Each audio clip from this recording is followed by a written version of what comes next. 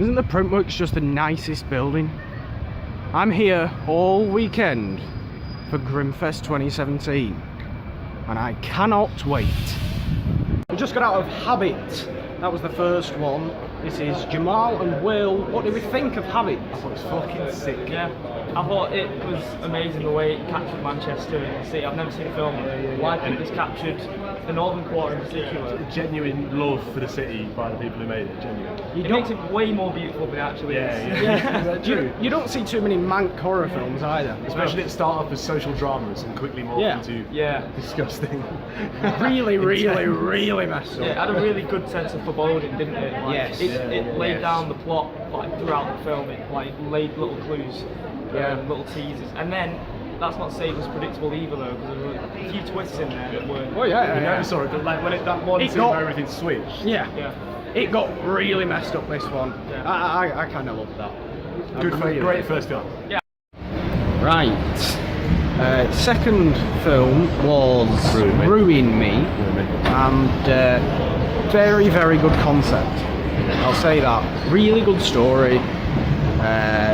Slightly off execution. Yeah, slightly off execution. Not necessarily Oscar caliber performance. Perhaps not. No. Either, but do you know what? Definitely a very good idea. A decent enough Netflix original idea, isn't that for me? Yeah. Do you know what I mean? It's not really a film you tend to see on the. That's nice 8 to 10 episode series. Would have been nice to. Kind of bad for me. Like came to Canada. I think it was only his second time in Canada. He came to Winnipeg for 3 days.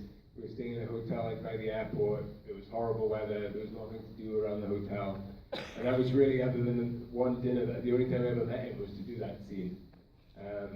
But he really just brought it. You know, he really went full out with that character, which thank you. Yeah, and I think those two characters are so different. You know, I was saying before that I think my character is the sort of representing us now, thinking of what the world's going to be like after that war, and how we're all going to move on from that. Whereas his character is thinking about the next war already. It's Friday. We've just got out Freehold. That was weird. It was weird. More of a comedy than anything. More of a black comedy. Bizarre, yeah. I saw Trench 11 before, Will didn't, but Trench 11 was very good. World War I set, kind of German war experiment thing. Could have done with Wonder Woman in. Really? That sort of tone? With, no, not that sort of tone at all. But you know, Wonder Woman, World War I, you get it. Trench 11 was very good though, really suspenseful and claustrophobic. That was good. Trench 11 was better than Freehold, I think. I really certainly as a horror film. Yeah, exactly. As a horror film. Different tone. I don't know why they really put Freehold in this festival. The only horror elements really there's a bit of visuals with the dude under the bed and stuff. But yeah, that's it. Enjoyable, but it's an enjoyable film. I'd say look out for it, but was that on streaming Monday? I think you said. Yes, he did actually. Yeah. Go for wanting to laugh though, because you'll laugh. You might not be scared, but you'll laugh. Thanks, guys. Look at this stuff. This guy was here last year, doing his makeup and stuff. I think he was here on the last Saturday, actually putting some on someone. That was cool. Should we get some? That'd be good. I don't know if it wasn't just like an artist. They do a load of signings here, by the way, people. And there's a electric chair over there, and a interviewee board thing there, and a load of stuff for sale that I've already bought 2 posters of. So yay! Oh, Will, what have you just seen? I have just seen Kill 78. Kill 68. 68. Is it 68? So yeah, there's a number. There's a death and there's a number. And it was very good. One of the films at the festival so far for me, I think. I really enjoyed it. Sort of a road trip thriller come slasher come gore fest come crazy, just crazy. Lovely. Really enjoyable. Really good time. Great performances. Very good cinematography. Yeah, really enjoyed it. Highly recommend that to anyone. One of the films festival so far. Awesome. God damn it! God damn indeed. We've just got out of Better Watch Out. It's a Christmas horror film. Christmas comedy, it was billed as. Christ knows why we're watching a Christmas horror film at the start of October. But what on earth was that? That was heavy, it's all out. I expected fun, and it took a horrendous turn. Quite horrific. In terms of, like, I enjoyed it. Yeah, very good. Well it made. was very good. Yeah. I'd happily watch it again. I'd happily watch it every Christmas. But Jesus wept. It pulled the rug, didn't it? Quite a bit. It did. That child will be getting nothing this year. You can be I've guaranteed. never seen a 12-year-old so evil since the omen. No, I mean, he'd give Damien a run for his money, this lad. My God. Anyway, that's going to do it for Friday. And we'll be here for 2 more days. So, plenty more to come. Thanks, guys. Yeah. It's Saturday. Yay. Welcome to Saturday. We've just got out of Game of Death, which was incredibly fun. It's the sort of stuff I love watching. I don't know Yeah, about just you. ridiculously over the top. We've gone the wrong way again. It's alright, we'll take it on where that could be a blooper. Just ridiculously over the Bloopers. top. Yeah. I mean, just Mental. gore everywhere, head splattering. A proper splatter film. And yeah, I love that kind of stuff. Obviously not for everyone with that kind of subject, but sort of had this weird video game feel to it I as quite well, like that, though. which was really cool. So yeah, Game of Death. What have we got next? Double Date. Yeah, with a Q&A as well. Which should be great. Double Date, which should be great. I love these. These are wonderful. Look at them. Look at this thing. What even is that? I don't know what it is. It's cool. It is cool. There's like a little Pennywise and a little Joker, a Deadpool, and a Deadpool. Inexplicably, there's a Deadpool here. Very nice. Yeah, just thank you so much. This is a great turnout. Beautiful big old screen. I hope you're up for having some fun. We just tried to make a really entertaining film for people to enjoy the hell out of. So I hope you're all up for a laugh. Please laugh, scream, don't throw things. Just have a good old time. And thank you so much for coming, Kathy. Big movie. That's a big jump. It was. It was. I mean, we did a bunch of these shorts. I met Matt. We started developing the script, and then once the budget went down, Ben became a viable option because as a first-time director, it's hard. So, and then Ben got in there, and it was weird. It never felt like a massive jump. It always. I think it's just because we were ready to make something. Ben was pushing 40 and made a film, and But a great central core relationship with you two, with you being the writer and the lead actor, and him the director, and you've worked together before. That must have been a great, it must have been really great to have that as you go into a bigger project. So you've got that trust between you. Absolutely. We would occasionally just look at each other and go, Here he is. You can't say much about Texas Chainsaw without some popcorn because it's the ultimate popcorn film. It's a lot of fun. It's kind of ridiculous. So it was Leatherface. It was what I just saw. It's the prequel to the original Texas Chainsaw Massacre. Which is why I didn't see it, because I have an agenda against anything that's Texas Chainsaw related that isn't Texas Chainsaw Massacre. It was very much in the vein of the later reboots, the 2008 one and the 2014 so one. So not worth it. It was all right, Not worth it for me. Not worth it for you. Not worth it for anyone that's doesn't mind a bit of a generic, gory, general film. Leatherface himself doesn't really make an appearance until the end. Oh, that's useless. It's the character that he becomes is in it. Okay. But he doesn't become Leatherface until the very end of the film. It's a bit of a stretch. It's more of they go on a road trip. It's a prison escape movie. Sounds weird, Will. It is a bit of a strange one, but yeah, I don't know. Worth a watch late at night on Netflix when it eventually comes there, because it will. Okay.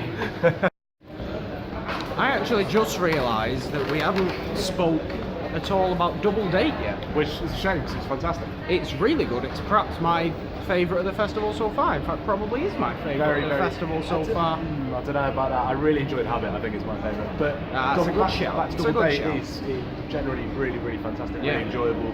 Really well shot. Really well. Really funny. Performed. Really funny. Really funny. Not a very unique concept. You know, I've seen that. Sort Not of thing done necessarily, before, but it's I like done- the whole sacrifice thing. Yeah, but there's a bit. Put a blood, put sci-fi at the end. Put a blood sacrifice in there, and I'm completely down.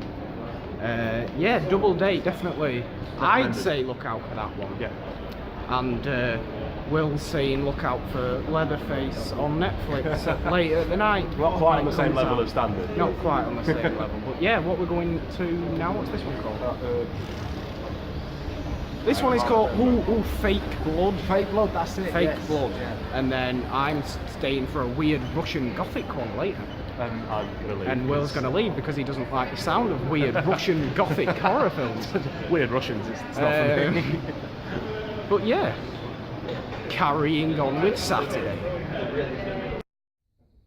Tough question because I mean we intentionally left it as without because we didn't pick a side really. I mean, people bring up good positions on both sides. I think I'm of the honest opinion. Well, it waffles all the time, but I'm of the opinion that if you're going to show violent imagery, you should make it as brutal and revolting as possible, so that people don't want to do that.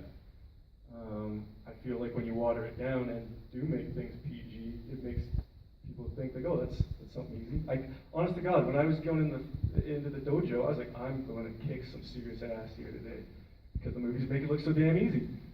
And then I was concussed for about 4 months. So I don't know. And then one of our recreation actors at the end there said it best, and it kind of gave me the wake-up call, where he says, there's a fine line between reality and fantasy, and I myself have definitely kind of intentionally made my life more like a movie just because I thought that was the dramatic thing to do. And you got to be very careful because those lines do blur quicker than you think. Right. Fake Blood. Apparently a documentary, but we're not even too sure anymore. No, well it was billed as part documentary, part mockumentary, but I mean there are scenes that are explicitly fake. There's most of it that is narratively real, but it gets dark very quickly. It gets very dark. Like I'm legitimately a little bit worried about this. This director's life. Because of some things that happen in it that he doesn't say whether they're actually real or not. And yet you don't want to spoil it because you don't want to spoil it at all. I definitely sort of look out for this. It's definitely interesting. Yeah, I was going to say it reminded me really weirdly of a serious Louis Theroux documentary. At times. It really does go into that sort of totally realist space where you think, how has he got himself into this situation? Absolutely. It's bizarre. I mean, great, but not bizarre in the same sense that some of these films festival has been bizarre. In a totally, this could happen, this looks like it probably has happened. Yeah. Which is even worse, really. I mean, I can't really offer any better explanation. Google it. See it if you can. See it if you talking about can. distribution, so... It's Canadian, there's that. That's right. And Will's going, that's Will's last for today. I'm not interested in the crazy Russian bride. I am very interested in the weird Russian Gothic horror film that he's playing late tonight.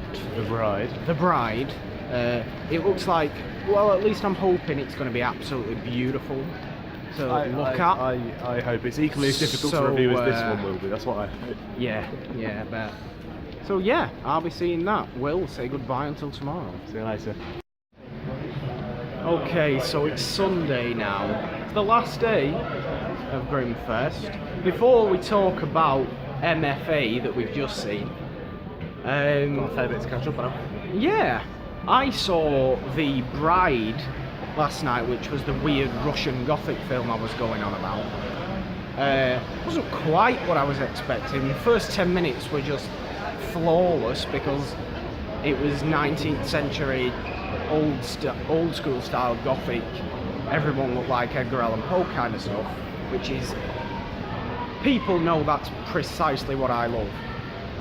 But then the rest of it was kind of disappointing. It went to the present day and a bit more jump scary than I thought it was going to be. So I'd say that's the one that's really kind of slightly disappointed me so But only far. because it's not what you was... Only because it's not what I was going for. It was just still a perfectly well-made film and really well shot, beautiful to look at, but just not what I was hoping for. Will, you saw something earlier today that I didn't see. What was that? Yeah, again, what was it called? Was it the maze one? It was the maze. What's his name? Dave built a maze. Dave made a maze. Dave And made it a was maze. Absolutely, another one that didn't really fit within this sort of festival. Right. Really good, really enjoyable. No blood in it at all. All this sort No of, blood? No blood, It's nothing. unusual for Grimmfest. Yeah, I mean, really good. It was almost like I said to you, Spielbergian, like action, romp, sort of self-discovery, adventure thing. Really well made, really good fun, and I do recommend catching it if you can. But yeah, not very grim. Not very grim. But what was grim is what we've just seen. That was just me getting rid of a notification, please. MFA. MFA, that was called. Painfully real. Yes. So Especially with what's happened in the past sort of 4 days or so. With the sexual abuse outings, let's just say. Alarmingly real. bit close to home, yeah. Really hit hard. Incredible, I thought. Really I well thought done. it was a really really less, incredible film. You get these sort of rape revenge films that can be quite schlocky or Yeah. quite over the top. It was not that at all. Not at all. It was as much it was a drama, if anything, wasn't it? Yeah. But this is the true side of horror. Exactly. Because This is the true side of horror that needs to be explored, and MFA did it so wonderfully. perfectly. Yeah. MFA did it perfectly. Francesca Eastwood Yeah. as Clint Eastwood's daughter looks remarkably like Kristen Ritter. Yeah. Oh, actually, speaking of, I didn't. Side thing. In Leatherface last night. Yeah. Finn Jones was one of the Finn cops. Jones is in Yeah. Leatherface. Yeah. What's going on? Anyway, back to the Anyway, serious. yeah, she was phenomenal. Really, I thought.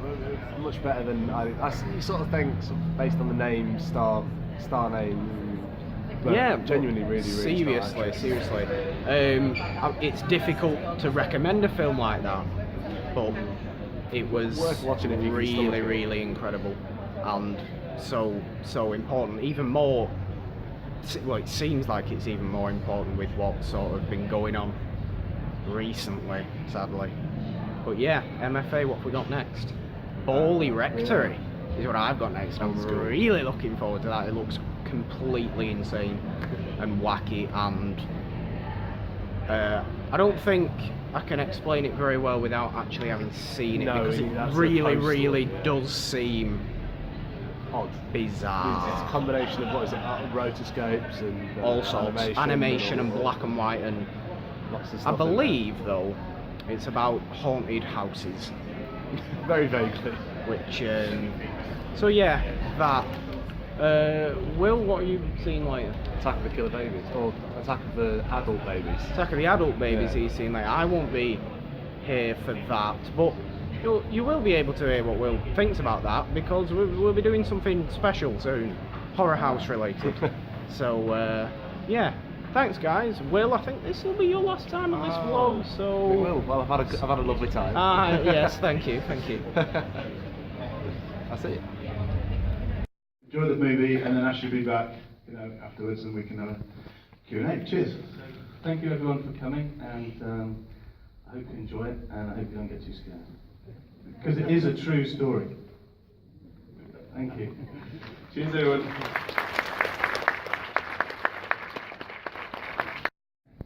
Yeah, it did take a very long time. Main reason for that was it was worked on kind of evenings and weekends, kind of in between day jobs. job of looking after my young daughter. So it was a funny thing to work on because it was animated pretty much in the dead of night next to a whispering baby monitor. So there were some bits in there I had very hazy memories of actually working on, because they would have been worked on about 2 o'clock in the morning. So yeah, there are moments in that film, I look at it now and think, oh God, yeah, I remember doing that bit now. There are moments where one of the cast will enter the room in 2014, and they'll leave the room in 2015, you know, and I had to work the shoots out around people's availability, and I mean, Reece Shearsmith was the hardest person to get hold of. I mean, he's always busy anyway, but I seem to have managed to convince him to be in it just at the point where he was insanely busy on things like Inside Number 9. So after the first crowdfunder, we were all over the moon, so we raised enough to kind of crack on with it. I said, brilliant, right, so Reece, when can we start? Let me check my calendar. And it was about 4 months until we could even work out 2 days to get hold of him to get started. So it was filmed very much start, stop, grab a day here and there, over about 2 years, pretty much. And it wasn't for like weeks shooting. It would be 2 days here, 2 days there, a day doing narration, a couple of pickup bits, and it was start, stop. But because I had so much to animate, I had plenty of work to get on with. So guys, that is it from my weekend at Grimmfest 2017. It's always nice to finish a festival on what was your favourite film at that festival, Borley Rectory, which was just the most gloriously wonderful old school style feel horror to it. It's very, very difficult to explain, but think of live action mixed with digital animation in a sort of layered way, shot in this really flickery black and white. It really felt like something from the 30s, about the most haunted house in England, and basically the tales of that house and the paranormal investigation that took place there. But yeah, that is Grimmfest 2017. I hope you've enjoyed watching this, and definitely keep a lookout, I should say, for HorrorHouse this coming week. Me and Will, who you've seen throughout this vlog, are doing a Grimmfest special, a Grimmfest recap, and should be a lot of fun. But guys, as always, thank you very much for watching, and until next time, goodbye.